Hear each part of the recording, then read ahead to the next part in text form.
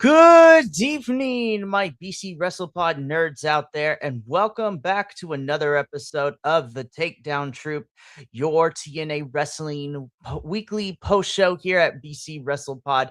My name is Mikey El Jefe of BC WrestlePod, and I am here soloing, leveling it tonight. Unfortunately, my other co host, Radio Free Will, was busy with other obligations, but I will be here tonight to break down the Thursday May 28th edition of TNA Wrestling. So before I get into all of that, really quickly, you can catch us going live all throughout the week on various days, and you can pick your favorite streaming site, whether that be YouTube, Instagram, Twitch, Kick, or Facebook Live, where we go. So this is streaming everywhere. You could just pick your favorite, pick your poison, like in wrestling, and hope it's a good one. But we also have social media that you can follow as well. We are at BC WrestlePod across most social media sites where you can see clips from our shows, report cards of the weekly TVs and the pay-per-views, as well as some other fun goodies over there that you can only find on the socials. We also have some merch available at our shop, bcwrestlepodshop.fourthwall.com. And last but certainly not least, we have a coffee bot, however you want to pronounce it. And it helps us pay for all these pay per views, especially this summer, because this is going to be a jam packed one and we are going to need all the help we can get. So, with that out of the way, I am here to break down this week's TNA Wrestling. This is a bit of a shorter show, not much to discuss. We had pretty much a good chunk of our opening and main event take the um, time slots, but we got some other stuff to talk about as we are gearing up for Slammiversary come the end of the month in June. So let's get things started. So here we go. We kick things off with this week's TNA with our men's champions challenge. So this is the team of all of our men's champion in TNA, which includes the TNA World Champion Mike Santana, the TNA International Champion Mustafa Ali, our X Division champion Cedric Alexander, and our tag team champions Brian Myers and Bear Bronson. And Cedric, Bear, and Brian make up the system. So that's on the champion side. And then on the challenger side, you have former X Division champion Leon Slater, number one contender to the TNA World Championship, Eric Young, TNA legend Frankie Kazarian, newly returned from injury, Casey Navarro, and the lone wolf himself, Elijah.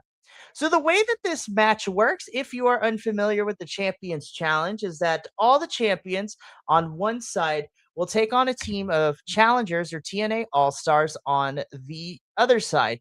Now, if the champions win, then I mean it's bragging rights at this point, but the big one and what gives this match a little bit of an edge to those who are on the challenger side is that if the challenger side wins, whoever gets the pinfall or submission for the team will be given a TNA championship match depending on the champion that they pinned.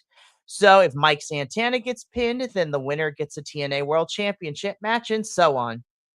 So it does create a little bit of urgency from our challengers in order to try to win it, not only for their team, but be the one to get the pin because this allows them to get a championship match of their choosing.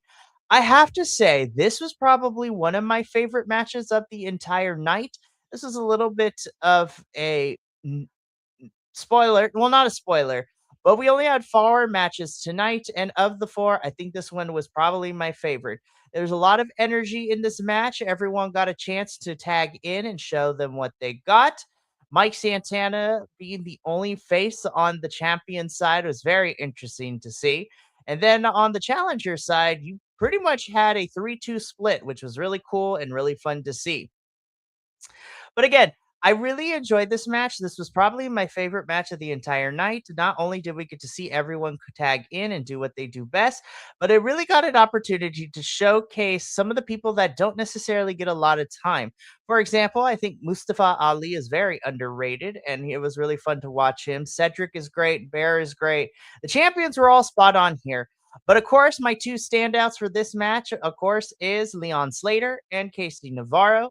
Leon Slater trying to bounce back from losing the X Division Championship to Cedric Alexander 2 weeks ago, and that 2 out of 3 falls match, which is up there as probably one of my matches of the year, which was fantastic stuff. And Casey Navarro, returning from injury, kind of was finished off his feud with AJ Francis and now finds himself possibly getting into some championship contention. I thought this was really fun. It did tease a lot of some cool matchups I would like to see down the line, depending on where the direction goes. But ultimately, the finish of this match sees Leon Slater being able to set up Mustafa Ali, tags in Casey Navarro. Casey Navarro hits his finisher, Blessing in Disguise, which looks really cool. And Casey Navarro pins the TNA International Champion, Mustafa Ali. So the winners of this match is the challenger side of Leon Slater, Eric Young, Casey Navarro, Elijah, and Frankie Kazarian. But specifically because Casey Navarro got the pin, he gets a championship match for the TNA International Championship at some point. My guess is probably at Slammiversary.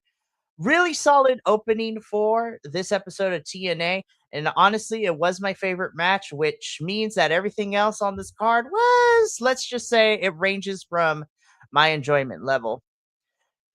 We move on from our opening match to our first backstage segment.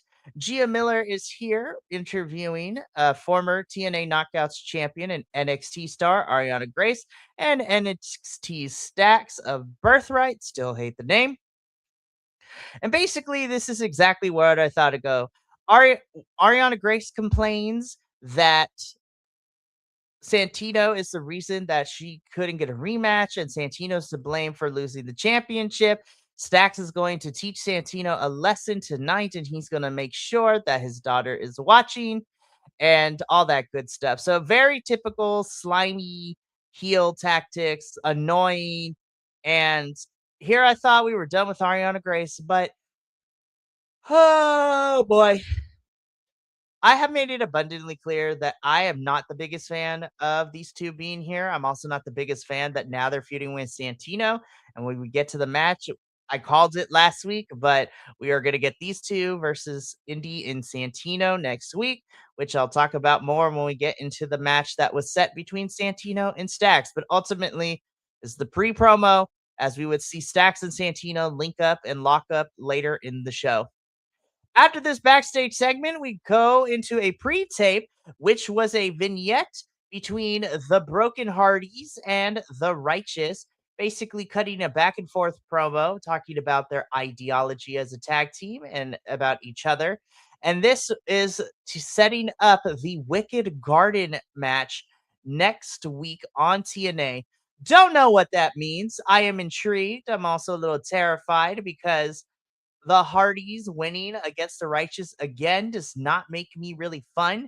It doesn't make me a happy person because, yes, I'm biased. I love the Righteous. I truly do. But the tag team, the men's tag team division specifically, like we have feuds that are not just or that are not for the title, but the Hardys have always gotten the better of the Righteous, and I feel like the Righteous need to be put over in this match. So hopefully the Hardys will put them over. I doubt it, but we will see next week how this goes. And I'm interested to see what a Wicked Garden match is going to be. Is it live? Is it pre-taped? We shall see how that turns out next week on Thursday. But after this pre-tape, we get into our second match of the evening, which is a knockouts match where we see, the Diamond Standard herself, Tessa Blanchard, taking on not newcomer to TNA, but newer. She's only been here for a couple of months in Harley Hudson. I thought this match was pretty solid. It was nothing to write home about for sure. I do think that the chemistry was not the best between Tessa and Harley, but I do think that as the match hit its second and third act, I do think that the chemistry did get a little bit better. Harley definitely put in the offense for this one. And this was a lot more back and forth than I thought it was going to be. I honestly thought it was going to be a squash match, but I am glad to see that this was given a little bit of a back and forth. But to nobody's surprise, including me, Tessa Blanchard picks up the victory over Harley Hudson. really have too much to say about this match, only because I kind of figured that the result was going to be Tessa winning. Um, I don't know what we're doing with these two. Initially, like, I thought we were gonna get more between, Allie and Rosemary and Mara versus the Diamond Collective, and I also thought we were gonna get, because we set up that those 3 are also going after the Elegance brand for the titles. So I don't know what we're doing with the Diamond Collective. I don't know what's going on with Tessa and Mila Moore and Victoria Crawford. Like, I don't know what's happening over there. So we'll see what happens. This was a strange match to be made because this was made from a social media exclusive backstage clip. So very weird that we got this match, but hey, Knockouts division, love them. I want them to get more time, and we need to develop the stories a little bit better. But again, this wasn't that bad. It was serviceable. It was fine. But I do want to see better from everyone and more feuds, because we have some knockouts. We're just not using them a lot right now. So after this match, though, we cut backstage once again. We have the Iceman, George the Iceman, Mr. Concierge of the Elegant brand himself, have a quick conversation with Lang Ying Li and basically tells her to not screw it up for the Elegance brand later tonight for the Knockouts Champions Challenge. Lang Ying Li intimidates and scares him away, and she continues to go back training. So again, just setting up our main event, and we move on with our lives into our next match, which, oh my lord, this was not great. I was not a fan of this match. I don't know why we're doing this feud, but to me, this is the worst match of the night. NXT Stacks versus Santino Marella. Why is the story happening? I couldn't even begin to tell you. Why did we get this match? Because why not? I think the basis of this feud, in my personal opinion, is really stupid. Now, normally I'm here for some dumb stuff in wrestling. I love it. It can be a great thing. But I don't care about this story. I truly do not. And I'm trying to figure it out as to why we are doing this. But this match doesn't go as long. Only go about 7 to 8 minutes. Ariana Grace helps Stacks pick up the victory over her dad, Santino Marella. Um, yeah, this was not fun. I did not enjoy this match. I don't care about this feud, but we're continuing it anyways. So post match, Stacks and Ariana beat up on Santino. Indy Hartwell comes out for the save.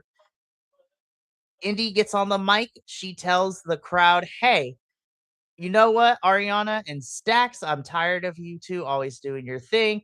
And so how about we have Santino and Indy versus Stacks and Ariana right here tonight, which then prompts Daria Ray to come out. And at first she says, no, we're not going to have that match. But then she thinks about it, and she said that she would love for Stacks to beat up on Santino again. So next week we are going to get a mixed tag team match. Ariana Grace and Stacks versus Santino Marella and Indy Hartwell. God bless us, because it's gonna be a rough one. We'll see how that goes. I hope Santino and Indy are probably going to win, because they've been on the losing side and of Daria and these and Stacks and Ariana, but we'll see what happens. So that is going to be a match that is set for next Thursday. Let's get on to the next part of our show, which backstage we see AJ Francis and some poor dude, and AJ Francis wants that contract and that paperwork like next week or tomorrow. Otherwise, he's gonna beat this man to a pulp. What is AJ planning? What is in this paperwork? Well, I don't know, but I'm intrigued. I do like AJ as a heel. I think he's very interesting. And I do think that he's probably the best heel that TNA has right now, which is saying a lot. But I'm hoping this paperwork stuff goes somewhere. Otherwise, it's going to be a waste. And that is my biggest fear, that we do this and then it turns out to be a wet fart, or it does not end up being the way that it needs to be. But whatever this paperwork is, AJ needs it now. And this poor guy needs to get it to him. Otherwise, he going to die. But we're going to have to follow the story and see what happens with all of that. So very interesting. All righty. After that, we get into our third match of the evening. This is Edward Edwards versus Fabian Eichner. So, congratulations to Fabian Eichner. It was announced earlier today that TNA has decided to sign Fabian Eichner to their roster. So, good on him. I think he's going to be interesting here in TNA. For those of you who are unaware, Fabian Eichner, formerly part of Imperium, and then he was also known as Giovanni Vinci, and then he got released from WWE, and here he is in TNA. So lots of fun here. I was actually really enjoying this match, and then the DQ came out, and I was like, "Well, there it is. I knew it was going to happen." So Fabian Eichner is actually getting the best of Eddie, and then the system come out to cause the DQ to help Eddie. Fabian wins, but not really because it's a DQ. The system beat up on Fabian Eichner with Cedric Alexander, giving him a lumbar check for his troubles as a payback for Fabian Eichner choking him out last week. This feud is not far over. I think Fabian Eichner will get his lick back sometime soon. Yeah, I mean, I'm not the biggest fan of a DQ, but hey, if it's gonna progress the story, then sure, why not? I just hope that TNA follows through with it and follows up on it. Otherwise, it's gonna be a complete waste of time. So Fabian Eichner wins via DQ over Edward Edwards. I will say Fabian does have some very fun and unique offense, and I'm here for it. Alrighty. After this match, though, we get into our preview for next week. I told y'all this episode was really, really short, which was very interesting. It was a good hour and 20 minutes. So this is gonna be fun. Uh yeah. I so here's what we got planned for next week. We have Eddie Edwards taking on BDE. BDE in a digital exclusives is talking about how he was watching and keeping an eye on the Champions Challenge match. And then Alicia Edward comes out telling BDE that he doesn't have what it takes to face Eddie Edwards. So this is why this match is here. We also are getting Santino Marella and Inti Hartwell versus NXT stars Stax and Ariana Grace. So that's the match that's happening. And then last but certainly not least, we have our Wicked Garden match between the Righteous and the Broken Hardys. I don't know what the Wicked Garden match is going to be. I hope it's fun at least. But we shall see. Hopefully, TNA doesn't mess it up. But as of right now, these are the three matches that are currently scheduled for next episode as we are continuing our build to TNA Slammiversary on June 28th. Alrighty, kids, this is time for the main event, which was the Knockouts Champions Challenge, which saw our champions, our TNA Knockouts champion, Lei Ying Lee, and the TNA Knockouts Tag Team champs, the Elegance brand of M by Elegance and Heather by Elegance, taking on the challengers of Zaya Brookside, Elena Black, and Mara Sade. Very, of course, a lot smaller than the men's as we only have two champions. But I will say, I think this was a fun event. This was my second favorite match of the night. I wish that they got a little bit more time than 13 minutes, but I will not complain. I do think that the women definitely had a different dynamic than the men's. It's very interesting that most of the competitors in this match are heels, with 4 out of the 6 being heels, which are the Elegance Girls, Elena Black and Zaya Brookside, and Mara and Lei Lee being the faces.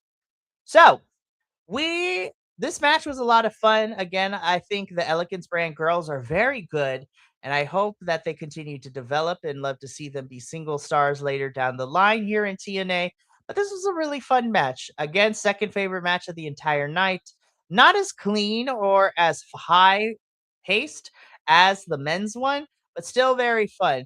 Ultimately, Zaya Brookside would get the victory for the challenger side. So Zaya Brookside, Elena Black, and Mara Sade are the winners of the of the Knockouts Champions Challenge.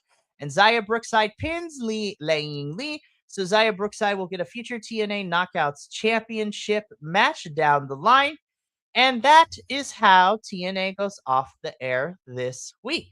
Again, this was a very short episode, given the fact that the show itself was not that long, didn't have too much going on, but also because I'm by myself here, I just ran through it pretty quickly. So that was fun.